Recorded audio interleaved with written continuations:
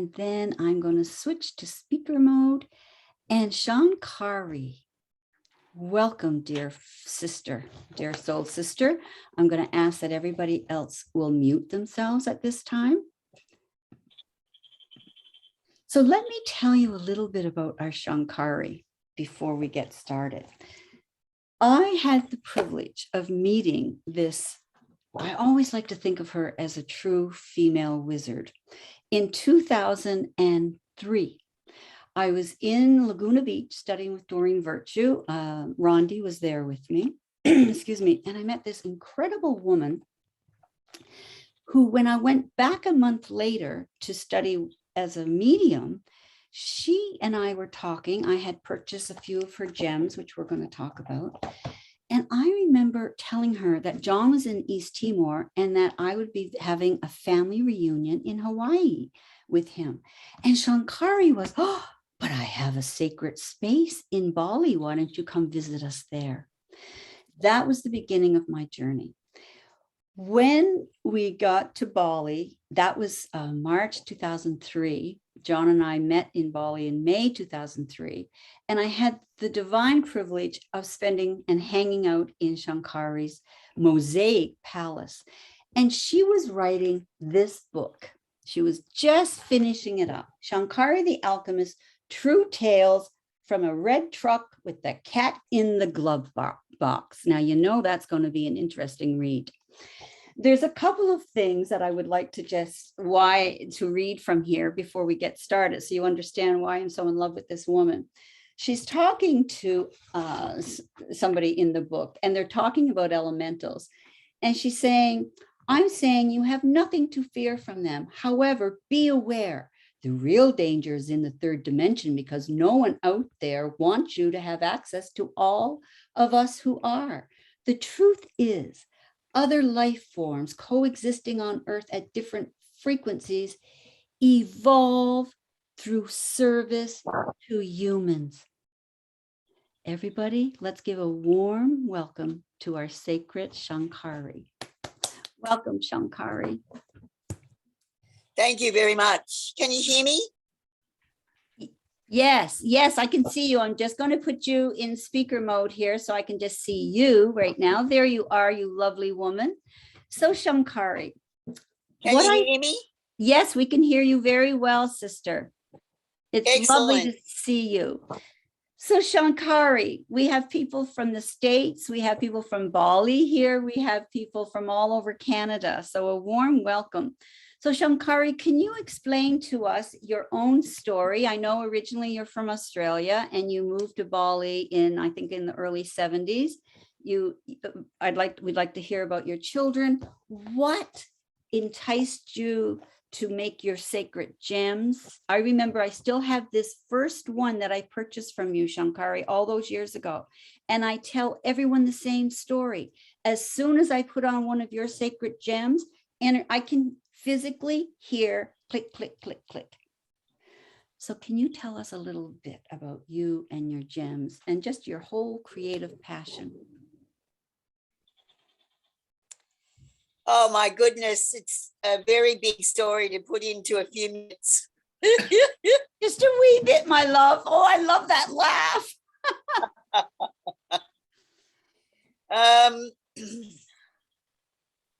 Well, you know, I was born like this. I can't say that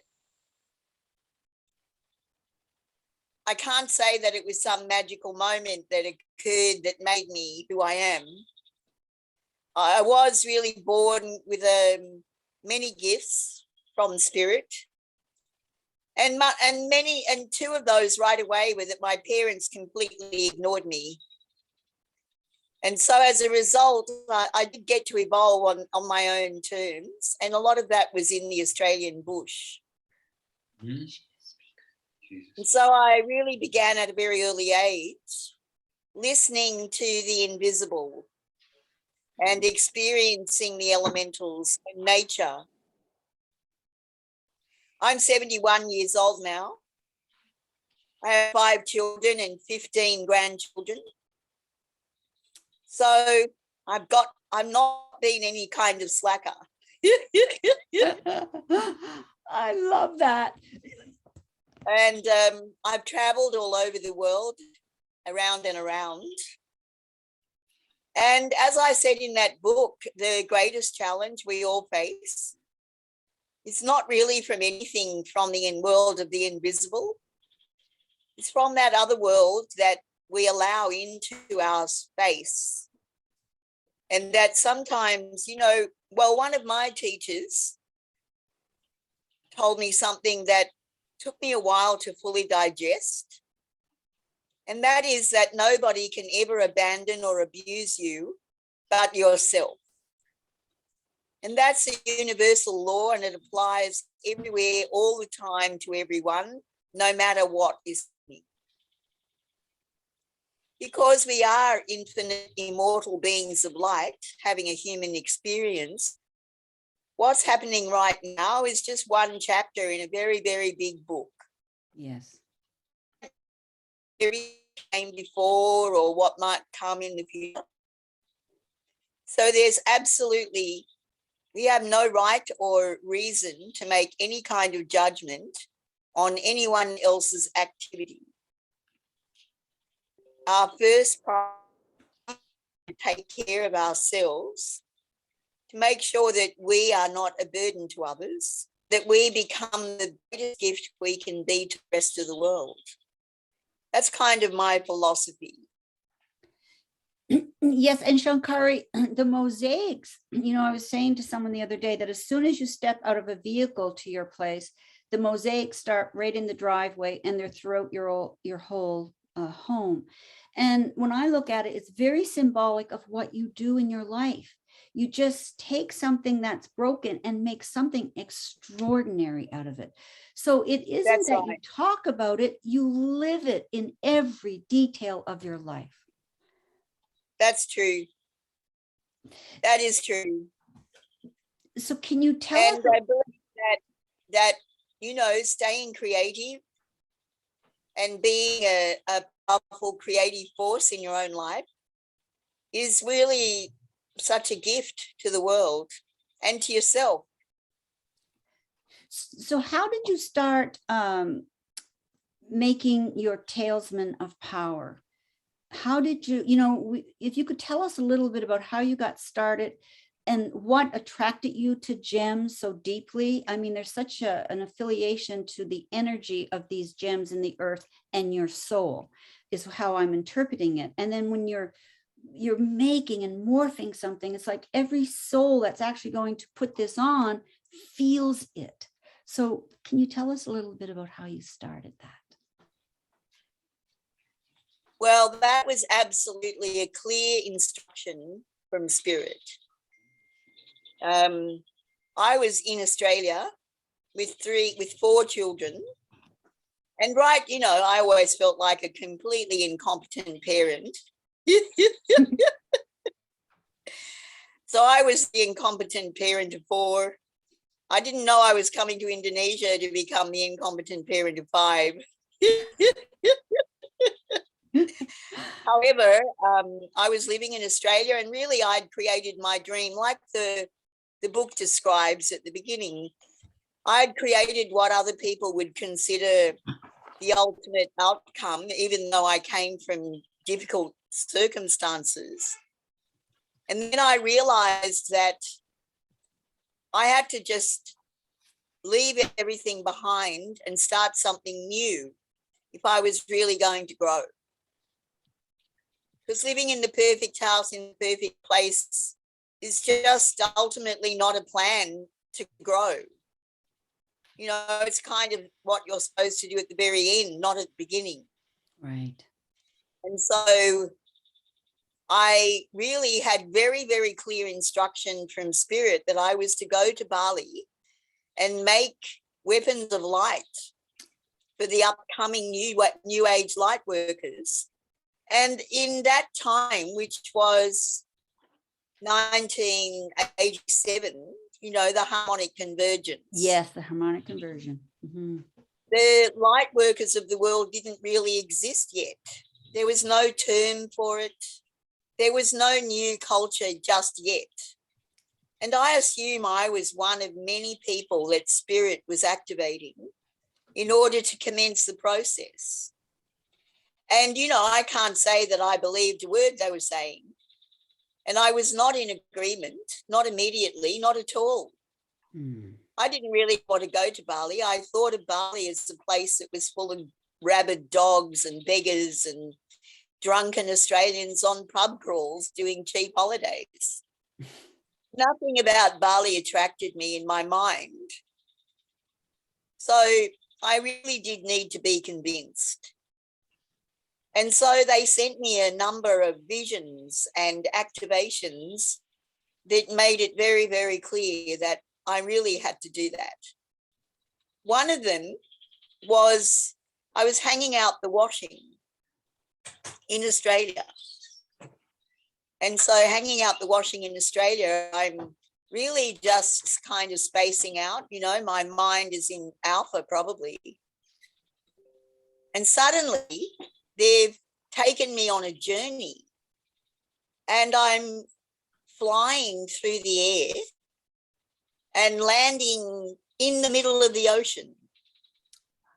And then I'm traveling across the ocean and then around this kind of bend and then up a river.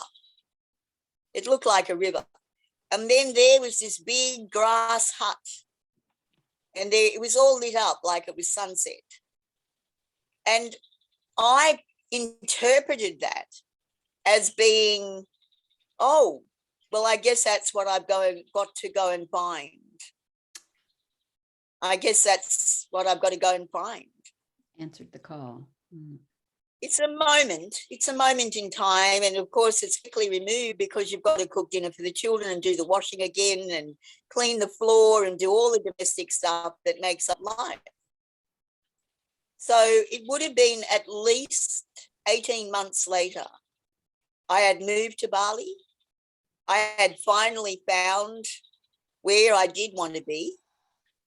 Never once thought of that vision, never once. And I was coming back late one afternoon, walking along the beach, turned the corner of the headland, and the sun was shining on the house that I built. And there it was, my vision. Oh. So I realized then that I'd traveled forward in time in that moment of the vision. Yes. And they say that you travel forward in time on the line of your own DNA. And so that's what happened. You know, that moment I knew I was absolutely in the right place at the right time, engaged in the right activity for my highest purpose and for the highest purpose of everybody around me. Beautiful. So, you know, confirmation is always useful. Yes. Oh, lovely. And then, like yourself, I did get a strong response from insensitive individuals that did understand the work and the magic and the energy. And so I felt like I was seen and heard and that my work was recognized. And as a result, I'm still doing it, except nowadays, because of all of our global circumstances, it's very small, but it's still happening. And I'm still creating mastery, you know, pieces of master work for individuals. But I'm no longer traveling the planet, obviously, although I did stop that activity in 2013. And I was just thinking, you know, the year that I met you, Lily, was the year that my mother passed away. Sangat ramai no into it too. Sorry, my staff coming in and out. No worries. So I do have a few pieces of jewelry here that I thought I might show you if you would like to see them. Yes. And then I thought you might like to ask me, you know, about these stones or why I've done particular things. Yes, thank Does you. that appeal to you? Yes, Yes? very much so. Thank you.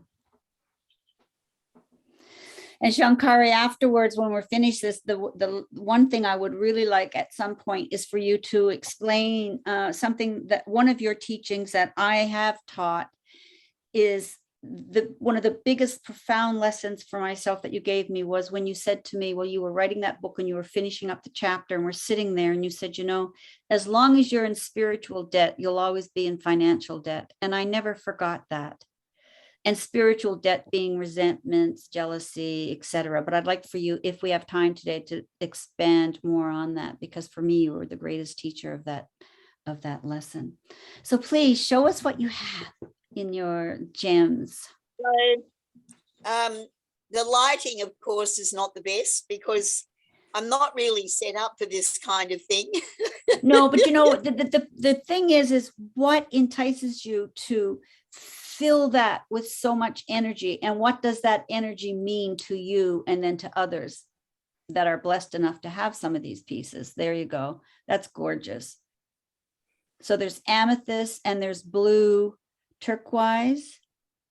No, this is blue topaz, Oh, and blue it's two types of blue topaz. Okay.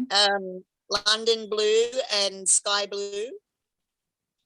And it's a pillow cut amethyst in a big square, and then the others are. So Shankari, what will the mine. amethyst, when you invoke the amethyst into that piece with the wings, and what is your thought process when you're doing that?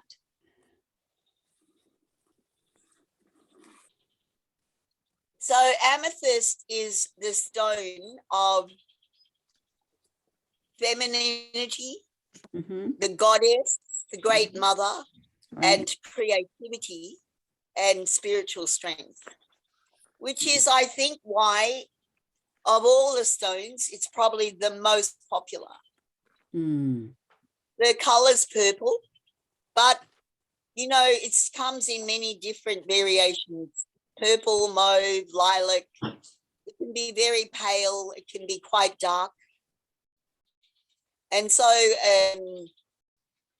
amethyst is a quartz, and it's the heart chakra. The heart chakra, which is the feminine aspect of the heart chakra, because amethyst has two aspects, the masculine and the feminine, like the heart chakra. Sorry, not amethyst, the heart chakra. The heart chakra has a masculine and a feminine aspect, and the feminine aspect is influenced by the amethyst, and the masculine aspect is influenced by rose quartz. Okay. And so the blue topaz activates fearlessness, releasing the fear of moving forward, allowing yourself to be as fearless and creative as you could possibly be, whilst retaining your femininity, and in the active process of allowing the energy of the feminine to be healed at every level. We need to allow ourselves to be healed so that we can move forward at level successfully. So we have five bodies as a human, and that's a physical body, a soul body, personality, emotional, and intellectual. And so those five bodies all need attention, and they all need to be healed and balanced. And in that physical energy and the emotional energy, we need to really heal the feminine if we're women. Yes. And of course, we need to heal the aspect of the masculine with the rose quartz when it's relevant. And this piece particularly, with the wings, it represents freedom. Yes. The freedom that comes from being a fearless creative force. Beautiful. So do you have a piece there with the rose quartz also that we can take a look at? And because I know that on some of your pieces you have you'll explain on little cards as to what each stone represents, what each gem would represent. Yes, every piece comes with a card that describes that. Yes. So I'm just going to take this, the camera again, so that I can show you the piece with some light. Yeah, if you can just put it right up, camera right on your hand. There you go. Oh, yes, I remember this piece. Oh, yes, the butterfly. So tell us the difference between the two pinks that you have there. And then you have a pearl, I think it looks like. So can you tell us the story about that piece? So, oh goodness, I've lost you. No, you're good. We see you. It's all good, Shankari. All right. You're doing great, my love. Oh, now. There you are. Got you back. Okay. So the butterfly represents transformation. And this pink stone above the butterfly is a pink topaz. And the pink topaz represents humor and fantasy. And so, as we've just described, this rose quartz material allows healing of the heart around the masculine. And that would be your father, your brother, your husband, your boss, all of the men in your life that have created some pain and suffering for you. As you heal your relationship with them, and as you're activated through humor and fantasy, as we know, we need to keep our sense of humor. And we need to allow ourselves to have moments of complete fantasy. Otherwise, how can you vision the future? Yes.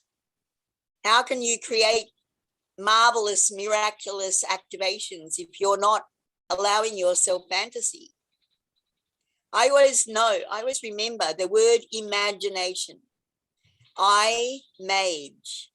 The mage is from magic. I create magic.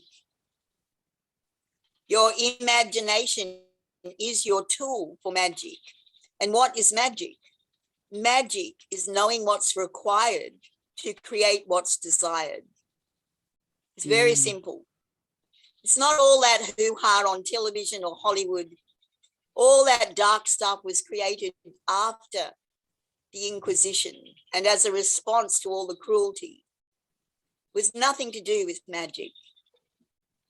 And currently, real magic has moved into the galactic sphere, away from the Earth, the moon, and the sun, and into relating to the furthest star and expanding our consciousness into the greater galactic reality. So back to this piece. I know I get carried away. Oh, no, Sorry. it's great. Thank you. So the pearl on this piece, it also activates integrity and purity. So we've got healing the masculine, humor and fantasy, and integrity and purity as the guiding factor. And this piece is to some degree working in a very different way to the other one. The other piece is much more expansive. This one allows for internal healing and transformation. And as we know, as people desire and choose, it's usually a small piece because they're healing. And then as they move into the future and choose another piece, it becomes larger and more dynamic and more activating and more obvious because they're ready to be seen. Beautiful, beautiful, beautiful.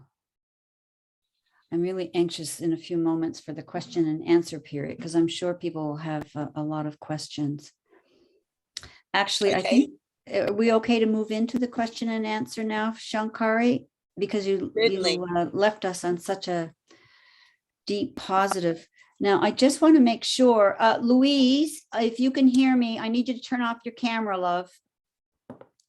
Thank you, everybody. So now is the time for you to unmute if you have any questions for Shankari at this time. You have lots, she's given us lots of food for thought so far. So I'd like to say that if you'd like to see my other work, yes, it's on shankari.com. Yes, and I'll add that on our YouTube afterwards, where to find you, Shankari. Okay. Shankari, can you, until we get into the questions, and girls, this is a safe environment. There's no question that's not answerable. So, but what I would like, if possible, before we start that is, Shankari, can you again go deeper into the energetic financial debt piece for us?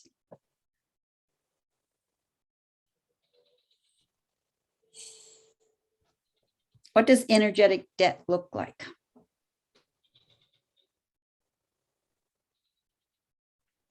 Well, I'm so glad you've asked me this question, because I am very sure I need to really think about this.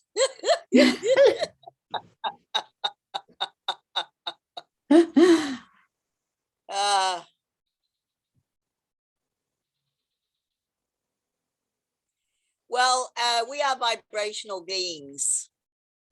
And so that's translated into energy in the third dimension, described as energetic. As a vibrational being, you're either attractive or repellent. You're either aligned or not aligned. And that's qualified by your vibration. And what is it that creates your vibration? Your deepest thoughts, your truest beliefs, the things that you're holding on to that you keep secret from yourself, the things that describe your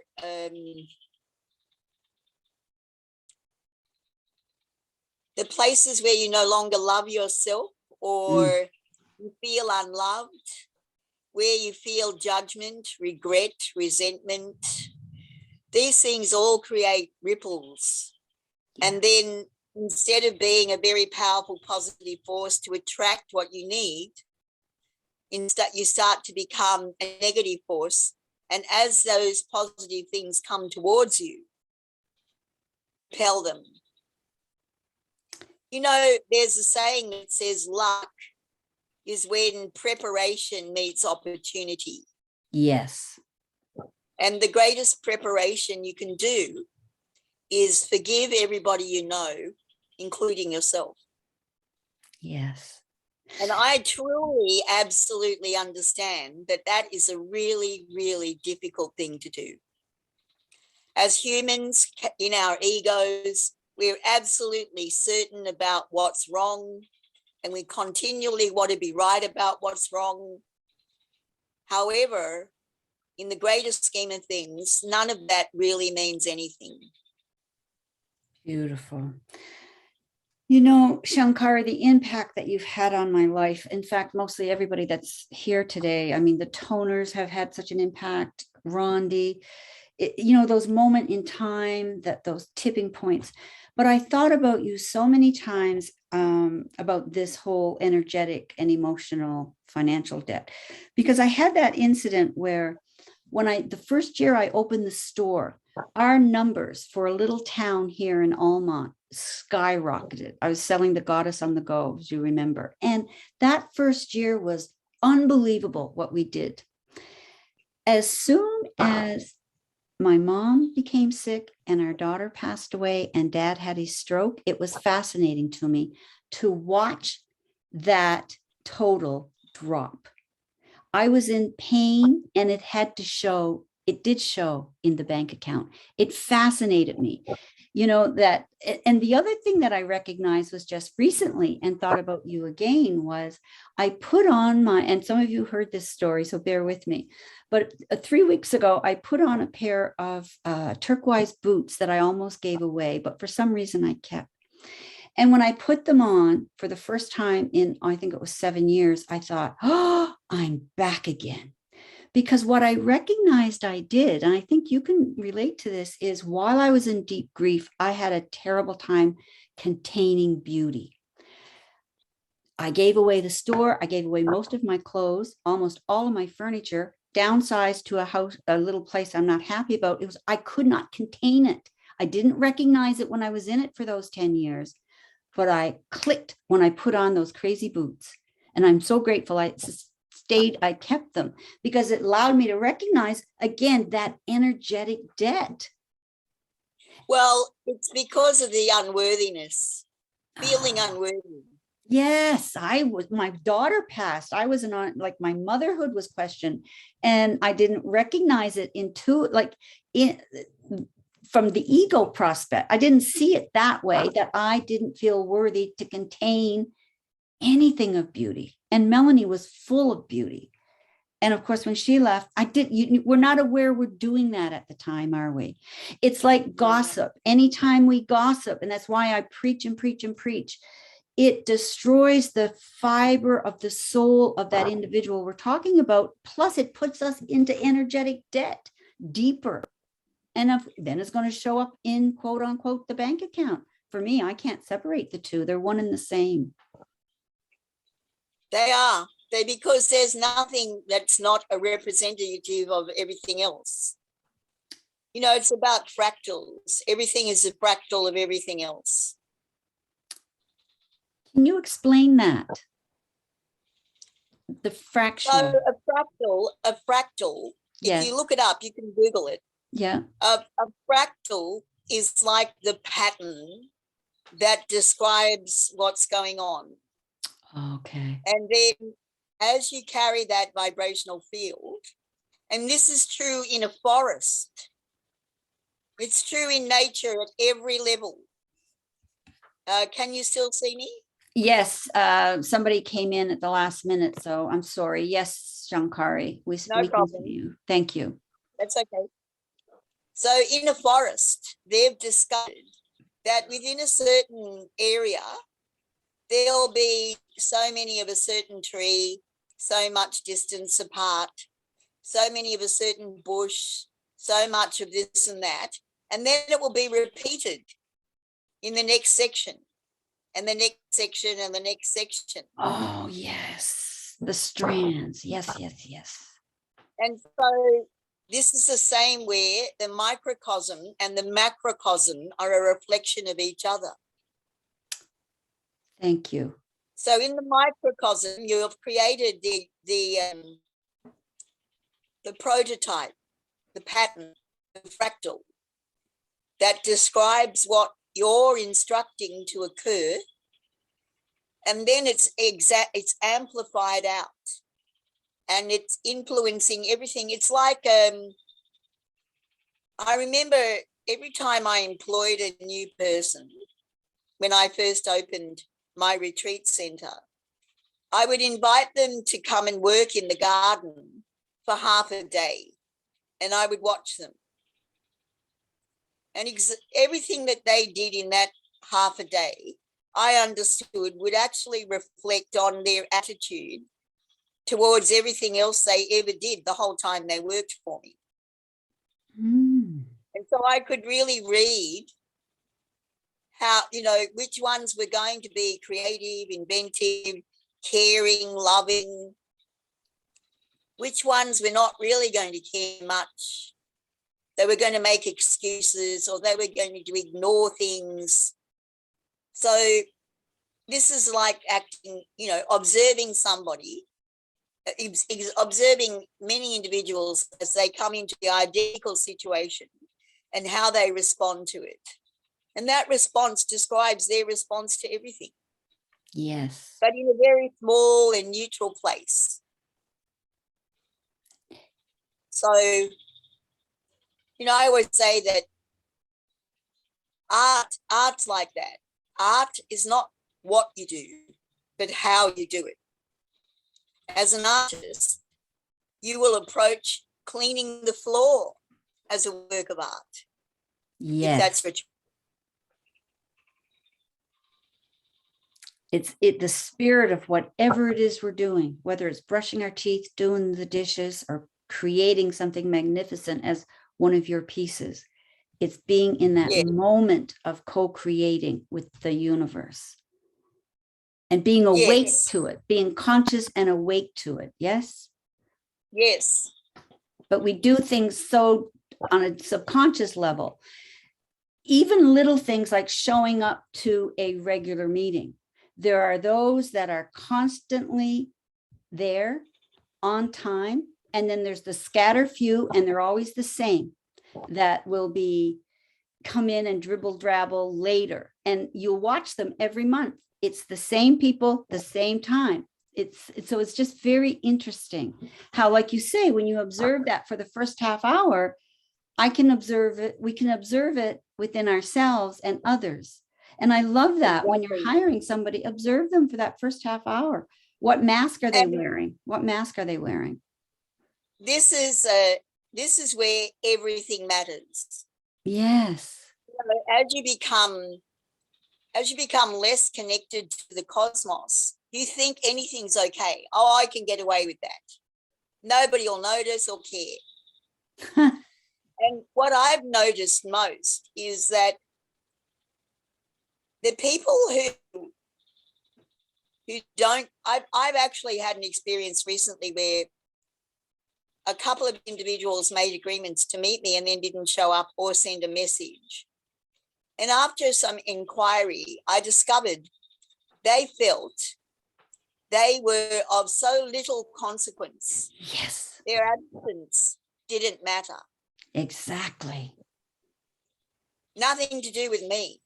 No. And it was about their self-worth was so low. They really thought their absence wouldn't be noted, wouldn't be cared about. Nobody would care if they were there or not, or if they showed up or not. I felt rather compassionate, really, to those people, because their life circumstances had brought them to that situation. It's a brilliant teaching, Shankari, about non-judgment, and to just have the empathy to look at both sides, because it's never really about us, really. It's such a dichotomy. It is, but it isn't when we understand. Part of it is about us. Yes. It's a part of us. The part of it that's relevant to us. The balance is of how we respond. Yes, exactly. How we as individuals respond. Yes. Like, do I take that personally? Am I offended? Do I respond? Do I contact them and tell them what I think? And none of those things are relevant, really. No. You know, there's no value in communicating, oh, look, I'm sorry, you're a rude bitch. That's not going to be of any value to anybody. It doesn't make, yeah. And what about family? The value is in the research. Yeah. To understand the action, the origin of the action. And so find the place in yourself where you can be compassionate. Yes. Because it's not about you until you make it about you. Exactly. The balance of it. Shankari, do you find it easier to do that with quote unquote soul companions, our friends, our relatives, unless it's our family members? Do you find it a little more difficult with family sometimes? Or do we get to a point? They're all the same. Yeah. I personally have sometimes with family have a harder time stopping and looking at both sides. Whereas with a friend or soul companion, I can be more compassionate. No. In fact, I think I'm more compassionate with outsiders. You know, I sometimes I feel like my family should be smarter than that. Yeah, that's what I'm saying. That's what I'm saying. I'm more compassionate with my friends and relatives than I am with my immediate family. I tend to judge quickly until I stop. Whereas with a soul companion or friends, I'll stop first. So it just, again, is about our evolution, isn't it? Getting to that point where I can just be at peace and look at both sides at any given moment. Well, I've learned from bitter experience, silence is your most powerful weapon. Violence. No, silence. Oh, silence. Yes, I was going to say violence. How did that come in? Silence isn't that a beautiful lesson? Silence is that beautiful golden alchemy in time, that silence. Because with silence, time is endless, isn't it? everything just, Well, in the silence, you allow everything to unfold. yes. And as soon as you add your piece, I'm going to give you a piece of my mind. You're no longer really able to see the true dynamic because it's been made more complicated. Yeah, we make it about us. Yeah. Oh, Shankari, I could just, you can see, Soul Companions, why I could just sit and listen to Shankari all day. I'm going to put this into gallery again, because I'm sure some of you would have some comments, some questions, something that you'd like to share with Shankari, or perhaps have something that you have a question. Please unmute. Linda and Conrad, I'm gonna, if it's okay, I'd love to be able to go with you. I know that you had the pleasure of meeting Shankari many years ago in Bali. Is there anything, any questions that you have today? I'll get you to unmute, Linda. I'll just get you to unmute, my sweetheart. So Shankari, the toners are visiting us all the way from New Brunswick in Canada. I'm just going to have asked unmute. Sometimes we have a bit of a difficult time with our mute and unmute. No. While she's trying to figure that out, is there anybody else that has a question? Oh, there you are, Linda. Conrad just left. He had to go back to the office for some work, but no, I was just listening, and it's just typical when you were talking about when you were at a low point in your life. That's what you call the law of attraction. I mean, you were, everything else was low, like your finance and all that, which is something so real, you know, when we're really, never make a big decision in fear or any when you're low in your life and your feelings and all that. You have to get yourself up a little bit, and then you will attract what's good into your life, and you are the one that can really have all the good examples of that. So I really appreciate that thought, and that was a good analogy of life. Isn't it? Thank you so much, Linda. So good to see you here today, as always. Anybody else have anything that they would? Yes, Rondi.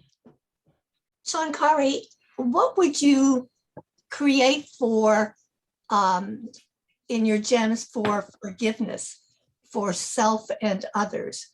How would you go about? Quartz is absolutely. I didn't hear you. Sorry. Quartz is Sorry, Shankari, I'll get you to repeat Hello? that. You're fading in and out. It might be a poor connection. I hope we can hang on to you for a little while longer. all right. So rose quartz is absolutely the best stone for forgiveness. It's absolutely specific for compassion and forgiveness. And I highly recommend it. It's very valuable and very helpful, especially for self-forgiveness.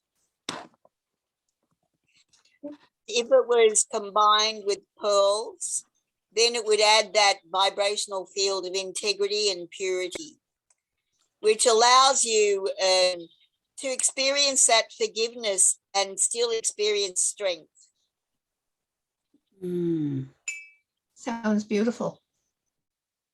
So I'm happy to design uniquely for you that would be in those materials. Okay. You could contact me later. All right. All right. Thank you. The other question I have is, you talked about the vibrations that we have in light, and that obviously we want to be in higher vibration of love and compassion.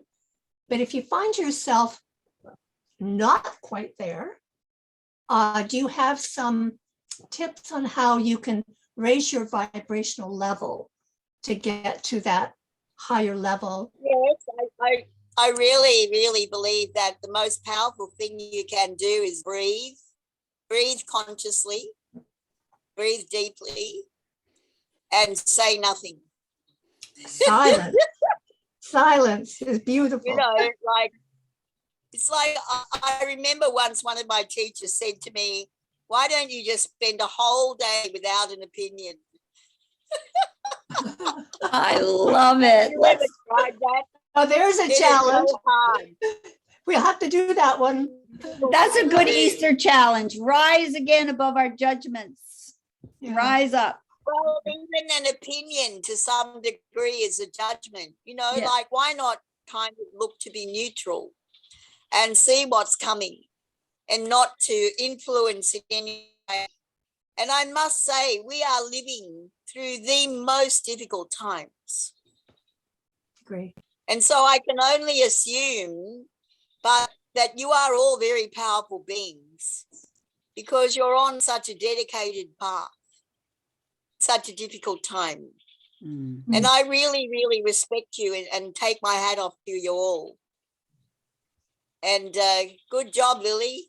Oh, thank you, Shankari. It's them, I love. They are, like I said earlier, some are so consistent. And what I love about Breakfast with Soul is there's no teacher. We're all students of one another. All students of one another. So third question, Shankari, I keep coming up with some. Because of what's That's happening, great. I love it.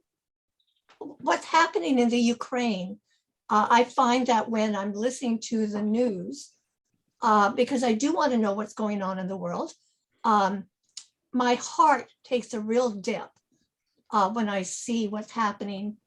But I also use that time to lift the Ukraine people up in prayer during that newscast.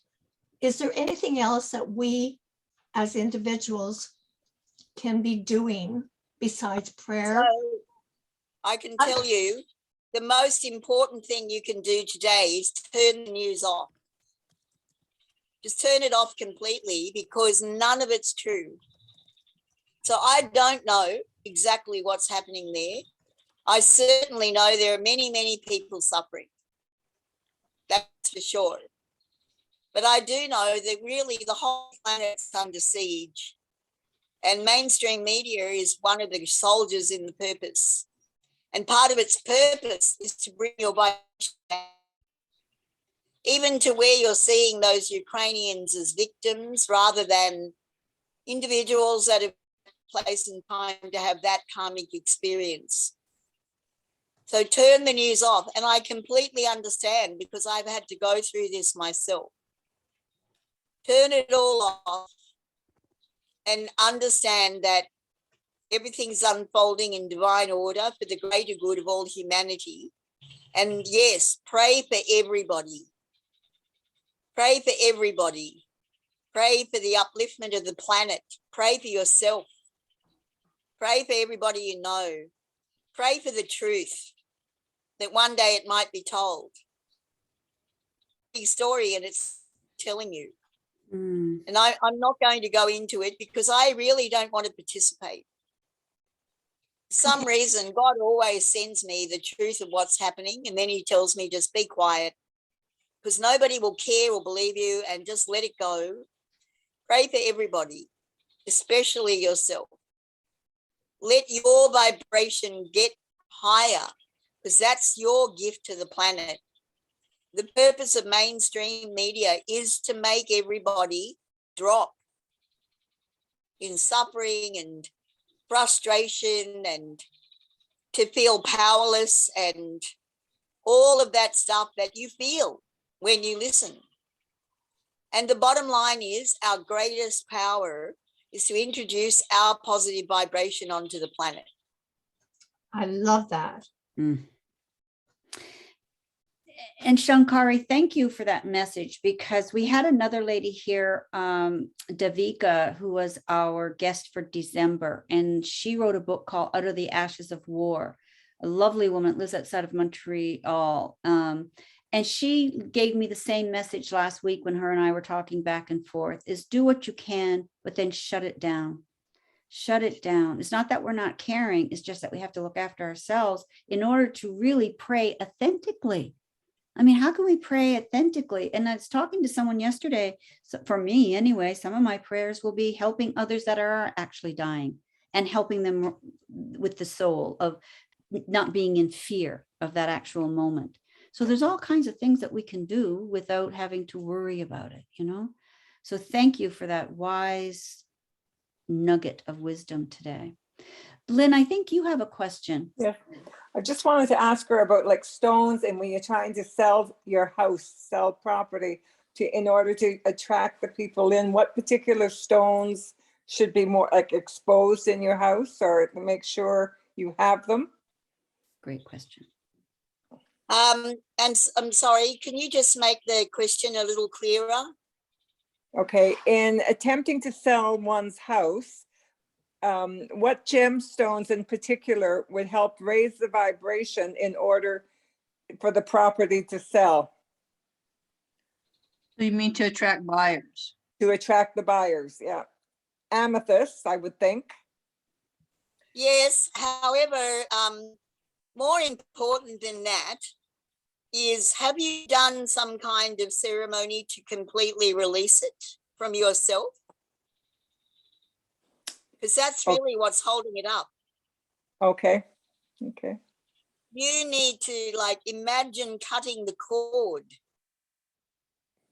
of all the memories of everything that ever connected you to that place, of all of the dreams you ever had, or Okay. what is connected to it, the grief, the loss, whatever.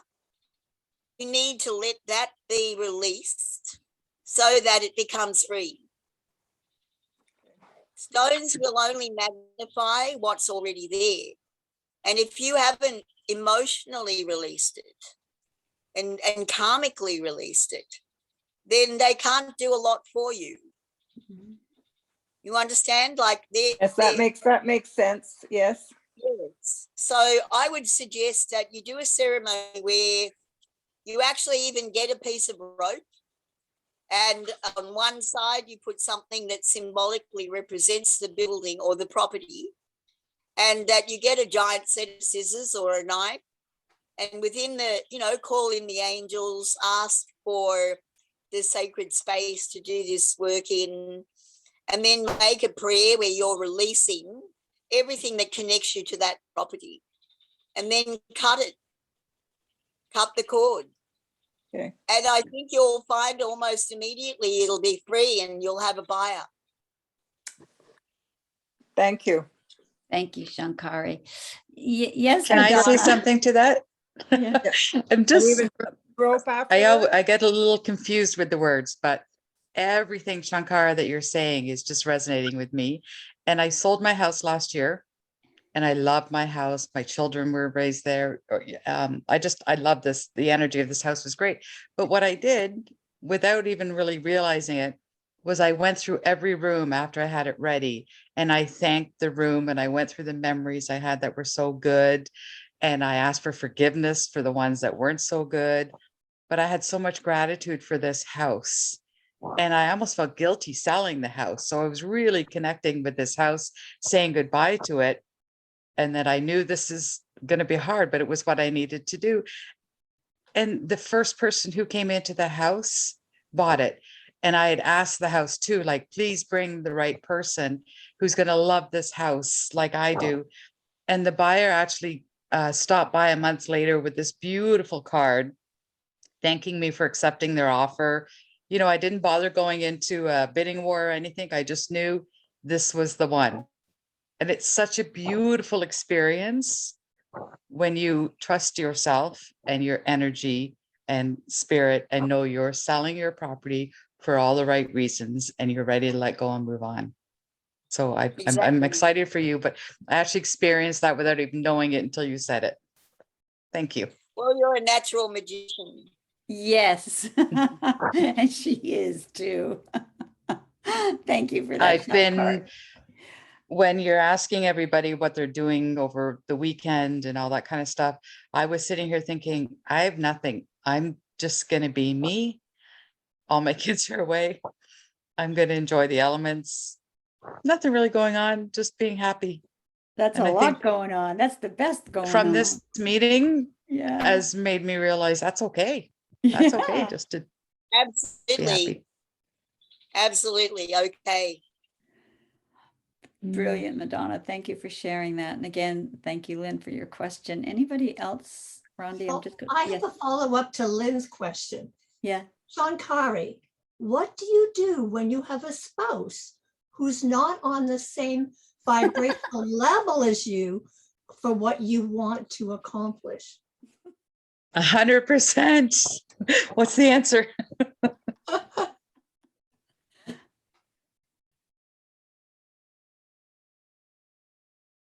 So I would say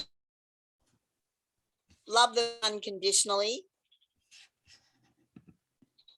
Don't judge them at all. The more you judge them, the more you describe them as not being on the same path, you're putting them in the other path.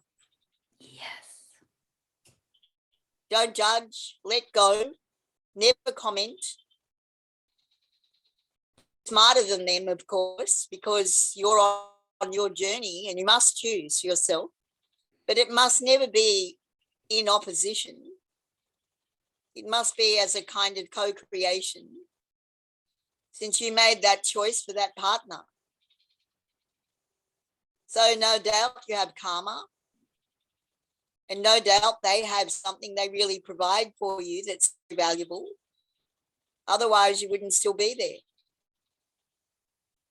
So the thing is, every time you make a judgment, you keep the other thing in its place.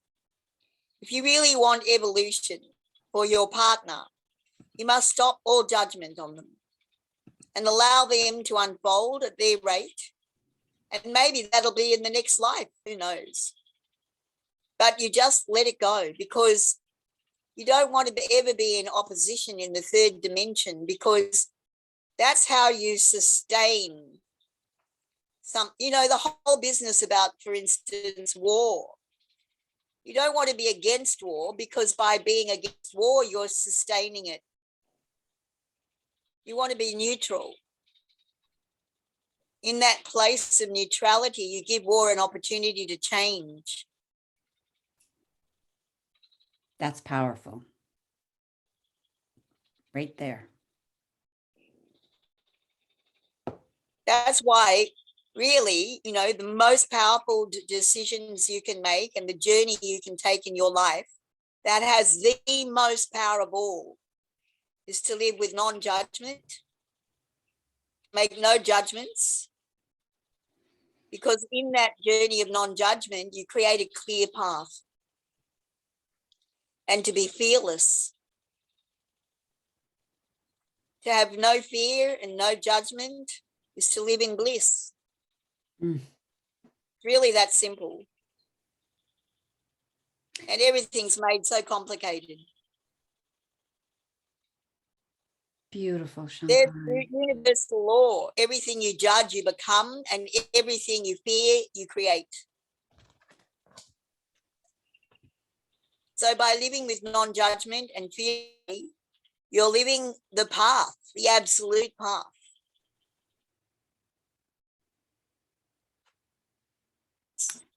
It's a choice every day. You have to make it again and again and again. Human beings are just not made of oil. We're made to create opposition. We're polar. Women, we secrete a different seed from our ovaries in alternate months from different sides.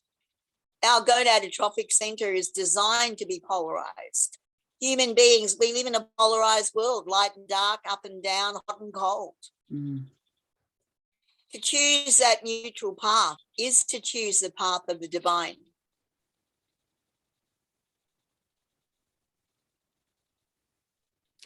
So that's a wonderful gift, this quote unquote Easter season, because before you came on, we were talking about how we are going to choose to rise up in something this weekend. So rising up with non-judgment would be a really good start. Non-judgment, non-fear equals bliss. Is that what I understood you saying? Bliss, yes. I'm sorry. I know that the sound is sometimes warped. That's okay, my love. You're coming in and out, but we're getting all the most important things from you, and that's what's good. Well, I like to think of how powerful modern alchemy is. Yes. That I'm in Bali, Yeah. and even in Bali, I'm in the middle of nowhere. You know, in the middle of nowhere in Bali, and I'm able to communicate with all you goddesses all over North America. Isn't it wonderful? That's powerful magic. Yes, and it starts by saying yes, doesn't it? Absolutely. Yes. We have no fear. We'll learn. We will evolve around this technology. It's difficult for some once in a while because there's so much coming at us all at once. So we just take what we need and leave the rest, but still be a part of it. We don't need to go totally asleep from it, or we wouldn't be able to experience this together in unity, what I call unity within our community. Lily, can I make a comment? You are something inspiration, Lily. Thank you. Thank you, Shankari. Lynn, my love, you had something? Well, yeah, I'd like Shankari to know that a few of us have been to her place. Yes. I've been with you, and Dewi was there, and I was there with Dewi. So just to let her know that we too were there as part of her. Yeah. Absolutely. Louise is online today. She's Yes. been with Shankari also. Of course, when we're all together, sometimes Shankari is so busy with the teachings and then her jewels. But when we're with her, we certainly get the lessons that she teaches brought into us from the heart. And took a tour of the people that are doing the work for her, making some of her jewelry. Yes. Mm-hmm. Yeah. Thank you for that, Lynn. Anybody else? I'm just going to put us in gallery mode again here. Yes, Sylvie. Go ahead, lovely. Hello. Shankari, what gem would you suggest for acceptance that you could wear and it would just help you to just accept and trust? Good question.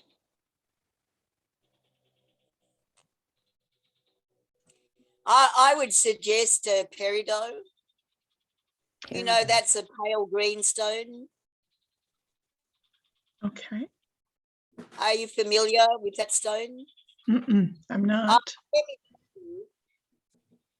I think I have one I can show you at some point, Sylvie, but hopefully Shankari has one there. It's a beautiful green color. The green one's in knits. Oh, wow. Oh, Gorgeous. wow. Beautiful. Wow. So girls, you can contact Shankari at shankari.com to look at more of her gems, etc. Okay. So I would be happy to make you a piece that would be in peridot and perhaps not as big as this, and more specifically for your own energy and your purpose. Okay. I'm definitely going to be in touch. Thank you. It would be my pleasure.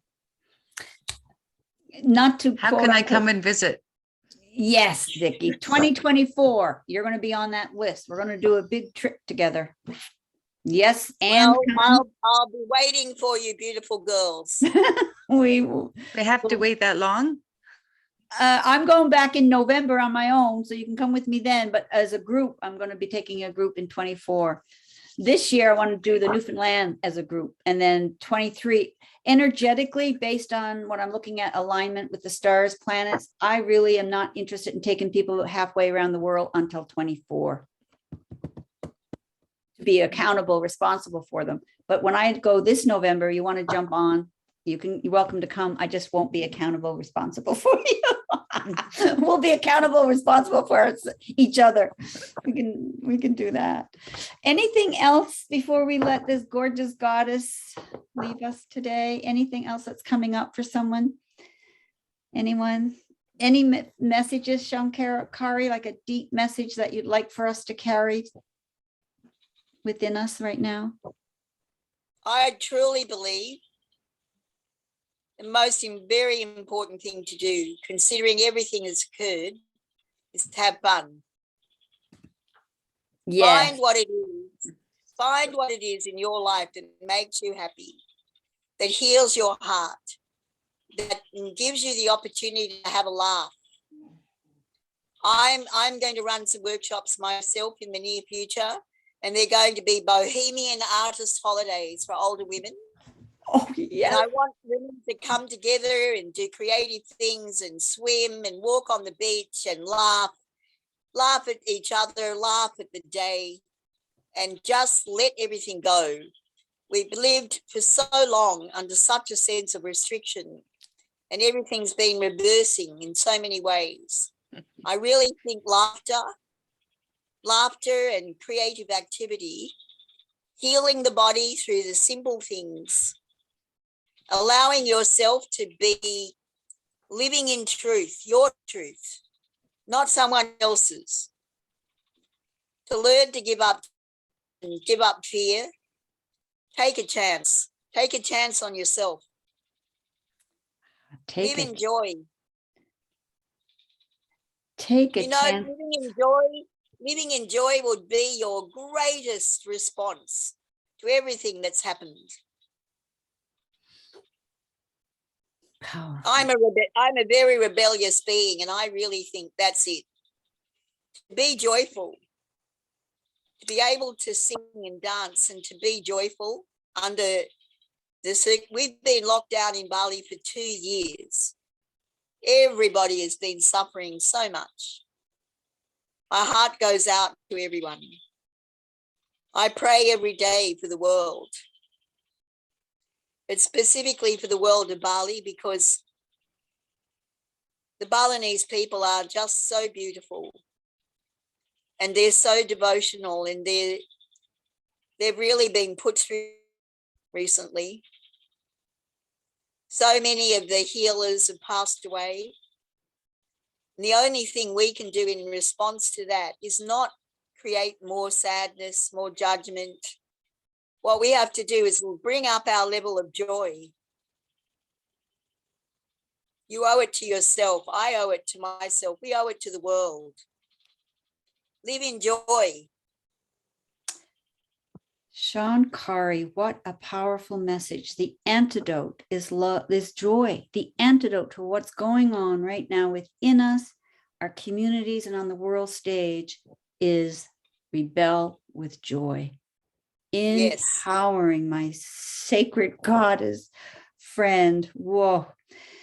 Shankari, when we have a guest, we like to thank you by going to each person that's with us today with one word. And the intent is that we take that word, we give it to you in your open heart. We take it in our heart. We bring it into our home, into the community, and out into the world. So I'd like to start with Pat, if Pat would unmute for a moment. And Pat, my love, what would be your one word to Shankari and all of us as a group today? I need you to unmute. I know. Thanks. Am I okay now? Hello, Pat. Yes. Okay. I have two things to say. Yes. First, if you want to have a little bit of fun when you're talking to someone, say to them, I have no opinion on that, and watch their face. It's very interesting. The other thing is, my word for the day is be bold. Be bold. Bold. Thank you, darling. Lynn, what would yours be? Joy. Joy. Thank you. Louise, I know you're working there. Just unmute. What would yours be? Thank you for joining us. And I love that you're joining us through your goddess work and your creativity. I want to say fearless and just a heart expansion, and also so thank you to finally meeting Shankari. I've been to your retreat, but you weren't there that day, and I have your lovely piece on with me today. So thank you in gratitude also. I guess that would be my biggest word, also to Lilly for bringing all of us together through this. So thank you. And you're Thank beautiful. Thank you. And your beautiful goddess sitting in the chair so eloquently and beautifully. Her eyes say it all. We are. Her son lives in Australia, and I thought, oh, she's a perfect person to want to be able to introduce Shankari to as well. So thank you for letting us join. Yes, thank you. For being here. Thank you for being here. Tammy, what is your word, darling? That's 3 words. Inner and outer beauty, and all the beauty that all the gems and stones that they bring inside and bring out. Thank you. Thank you. Judy. My word is light. Thank you. Beautiful. And Thank you you, emanate.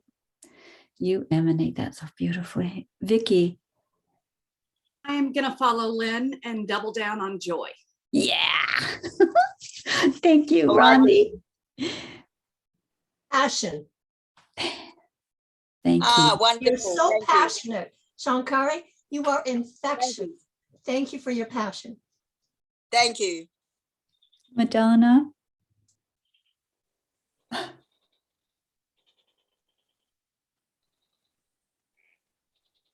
You got it. There you go. I have so many words that I'm trying to, I want to say star bursting, thankful, connection.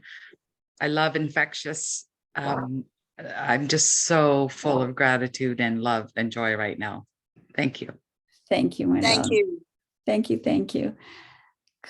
Linda.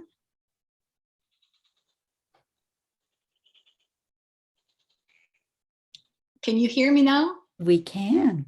Okay. Encouragement for Yeah. all what's going on, that there's, I think, a light coming in, really, after all after all, even if we don't hear the good news, but I think there is a lot of good news coming in, and it has to do with probably the dimension, that's the new dimension that's coming in.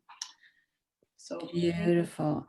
When you're speaking, I can almost envision this beep, Shankari over in Bali, and there's like this beep, beep, I'm here, beep.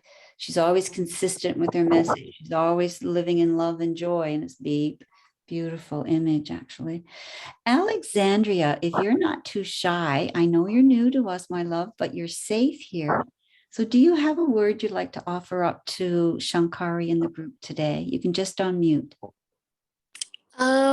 Yeah, I really loved this conversation. I think I'm leaving this conversation feeling really inspired. That would be my word.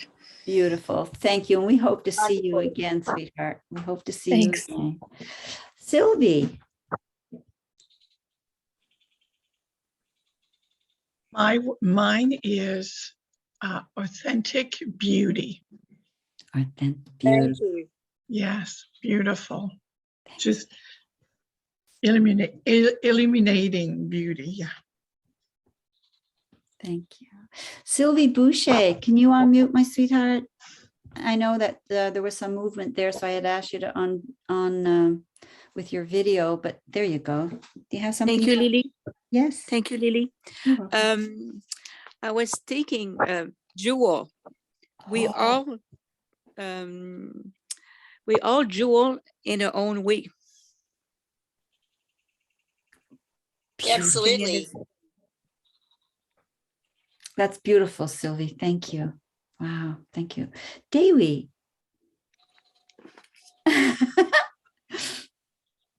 You'll have to pop in and visit Shankari and have a group hug for us all. Yeah, actually, I'm the closest one to Ibu Shankari right now. Yeah. Hello, Dewi. Hello, Ibu Shankari. I've been to your place about 3-4 times, but I never met you. Oh, well, lain kali kalau mampir, saya pasti di sini. Oh, yeah, Ibu pasti. Wow, I'm surprised you speak bahasa. Kenapa saya di sini 32 tahun? Ya. Dan saya 31 tahun. Jadi saya lebih lama. Yeah. So, I was just Ibu telling Dewi Shankari. that I've been in Bali longer than she has. She's surprised I Yeah. speak Indonesian. Yes. Yeah, she was here in Bali for 32 years and I'm 31 years old. Okay. Oh. So my word is like new opportunity, like new future. Everything is just new. Like what Ibu Shankari said before is everything what she said about Bali is really true. Like we have a difficult time because of the pandemic, the COVID-19, but now after 2 years, everything is start like restart, refresh, and it's like open for everything, like open-minded, open for new idea, and I can say that we are Balinese people is ready to welcome for new opportunity, welcome for new tourists to come, welcome for the new like habit, and we are stronger now. That's Yeah. it. Thank you. But I'm very happy to be able to join with you, Ibu Lily, and thank you to Grandma Lynn to like let me know there is this breakfast with the soul. Before I read all completely, I thought that we will eat together at Shankari's, but when Grandma Lynn explained again, then I understand what is it. This is something new for me, but I'm really happy. I'm really glad. This is another new thing for me, and I'm really happy.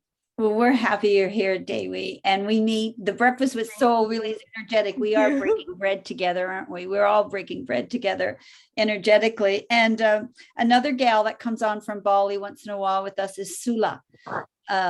So it's always wonderful to see people from Bali. Anne, what would your word for Shankari be? I had thought of several, but I'm going to go with blessed. Thank you. Or freedom. There's so many. Thank you. And Jacqueline, what would yours be, sweetheart? We'll get you down. There you go. Hi. Hi. Thank you for allowing me to join. My word is just release. Just release. And Jackie, of course, you can join us anytime. You are me and I am you. This is not like a club. Anytime you want to join, we are more than happy to have you with us. Thank you. So everyone, that concludes our morning of harmony. So I'd like to add a word. Yes, Shankari. Allow. Allow. Whew. Yes, that's my word. Allow. I invite everybody to allow change, allow love. That's when you're allowing, you don't have an opinion.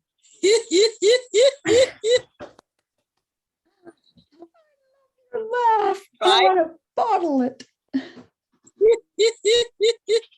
Allow. Allow. Beautiful, Yes. Shankari. I will allow all that joy and love that you have given us this morning to just melt into every cell of my being today. What a wonderful way to start Easter, to rise up and allow ourselves to be the best we. We're the best we together. Allow joy, allow love, allow change, allow gifts, allow your property to be sold, allow your husbands to change, allow life to welcome you and gift you every day. Thank you, Shankari. I do hope you join us again. It would be my pleasure. I've really enjoyed it, and I myself have felt healed by interacting with you and all of your friends. Thank you, Shankari. We love you. We love you. We love you.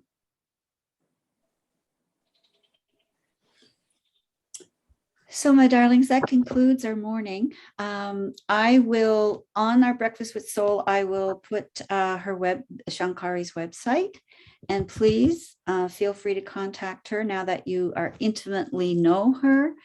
That essence that comes off the screen is the real deal. It is pure light. So, everyone have a good Easter. Rise up to everything that's new in this holy, sacred moment of time. I love you, girls. Take care. And thank you, co-host. And if I didn't get this recorded, then I know Tammy has. Bye, everybody. We're running a little early today, but that's great. We all have something else, I'm sure, but we all have the joy in us to take out. Bye. Thank you so much. Happy Thank Easter, you. everyone. Thanks, everyone. Take care. Have fun. Thank you. Happy.